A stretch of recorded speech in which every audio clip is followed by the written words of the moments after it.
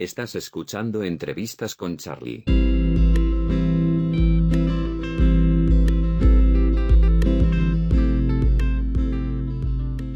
Vale, entonces, ¿podían participar los norteamericanos o las colonias en la política de Inglaterra? Es decir, a través de No. representantes, no podían.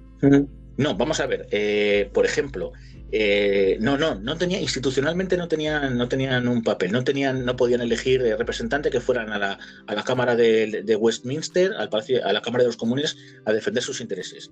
Sí había como una especie de lo que se llama diplomacia blanda, es decir, los americanos, pues lógicamente tenían contacto con la metrópoli, y no hemos de olvidar que tenían, sobre todo América, ya tenían unas élites de unos hombres pues de mucha potencia, de mucha materia gris. Por ejemplo, Benjamin Franklin, otro de los grandes protagonistas en el nacimiento de los Estados Unidos, era un hombre que andaba a caballo entre París y Londres, se recorría Europa, también pasó por aquí, por España, y hizo paradas en la zona de Burgos, por ejemplo, cosa que se desconoce. Entonces, Franklin intenta de alguna forma mediar. Los temas de América se trataban a través de esta serie de prohombres que viajaban a Inglaterra y de alguna forma intentaban mediar o suavizar las cosas. Pero en ningún momento los colonos americanos tienen representación política en los asuntos de la corona, en los asuntos del Parlamento. Por eso, claro, cuando ellos se les empiezan a imponer una serie de impuestos, pues ellos lo primero que dicen, bueno, quiero un representante para debatir esa serie de impuestos, porque, ojo, los impuestos tienen que ser, y de ahí nace la famosa frase de no taxation without representation. Es decir, yo no pago impuestos si no tengo un representante primero que vaya a negociarlos y que luego yo esté de conformidad, de alguna forma. Por tanto, los colonos no tenían capacidad directa, no tenían institucionalmente capacidad de representación en el Parlamento de Londres. O sea, la representación por aquel entonces, y esto Burke también lo comenta, él comenta pues que a él no le gusta, no sé si dice la democracia, pero sí es verdad que él se guía más por el bien común que por un sentido más de representar al pueblo. No sé si es así. Sí, bueno, claro, Burke luego tendrá un debate tremendo y muy interesante con Thomas Paine acerca del reformismo o de la revolución de alguna forma. Bien es cierto que sí, efectivamente, Burke, lo que pasa es que Burke es muy filósofo, es un filósofo.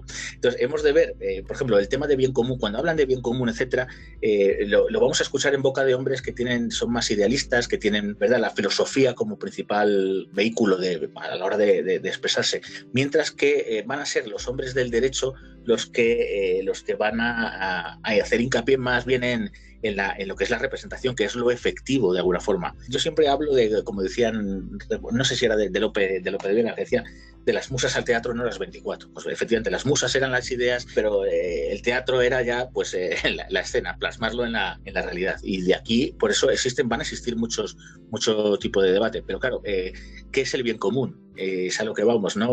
Si luego hablamos un poco de la Revolución Francesa, como cuando decía, no, ¿qué es lo que quiere la nación? Que el bien común, claro, pero ¿cómo se destila el bien común? Haciendo un debate, dicen, vale, pero realmente lo que es operativo es la representación política. De ahí que nosotros defendamos la representación política en distritos pequeños, ¿no? Para que el representante sepa realmente cuáles son las necesidades de su distrito y vaya y ponga negro sobre blanco ante el poder pertinente, ante la institución pertinente, lo que los ciudadanos necesitan. Pero bueno, sí, Burke, por cierto, será luego muy crítico también con la Revolución Francesa, porque, bueno, si hablamos ya de los excesos revolucionarios, siempre en Inglaterra las cosas fueron un poco dijéramos, menos sangrientas que en el continente, pero bueno, la decapitación de Carlos I, la época de Cromwell, las guerras también de religión también se las trajeron. Pero bueno, el caso es que, insisto, los Benjamin Franklin y los potentados que mandan las 13 colonias lo que quieren es tener de alguna forma una participación efectiva, una participación en la institución institucional, de alguna forma. ¿Los ingleses tenían más representación que las colonias norteamericanas? Sí, no, claro, vamos a ver, los ingleses. No, es que las colonias no tienen representación. Insisto, por eso las colonias no tienen representación en el Parlamento inglés. Vamos a ver, hay que ir al sistema político británico. Ojo, la soberanía es del rey, es siempre el rey. Es más, hoy en día, si te das cuenta, los británicos casi nunca hablan de la nación, hablan del reino. Y casi nunca se apodan las instituciones nacionales, sino la Real Marina, la Royal Air Force, la soberanía es del rey. El Parlamento surge a partir de la primitiva Carta Magna de, creo que fue 1215, de Juan Sin Tierra, de alguna forma, para ponerle freno al poder absoluto real.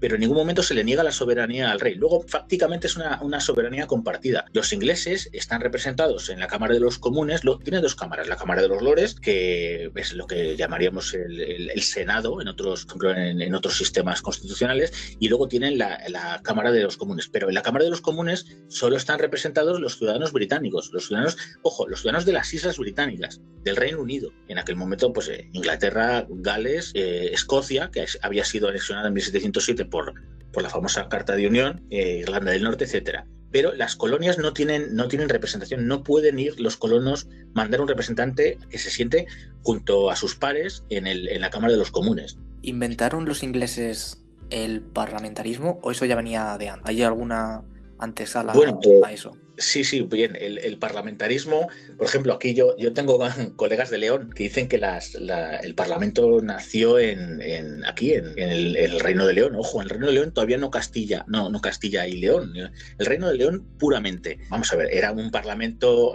donde se negociaba el dinero que se le iba a dar al rey, poco más. Es decir, no eran parlamentos con capacidad legislativa, con iniciativa legislativa, con capacidad legislativa. Vamos a ver, el origen del parlamentarismo está, sí, probablemente se toma como el del Reino Unido uno de los primeros. Parece que ya algunas de las monarquías escandinavas tenían algo parecido, pero lógicamente tal como lo conocemos hoy en día, con sus mutatis mutandi, por supuesto, con su evolución, creo que el parlamentarismo británico es en cuanto a elemento representativo, que, ojo, se consolidará lógicamente con el liberalismo. Sin el liberalismo no puede existir el parlamentarismo, lógicamente. Y pues sí, yo creo que el Parlamento británico podemos decir que es el origen del parlamentarismo tal como lo entendemos hoy en día.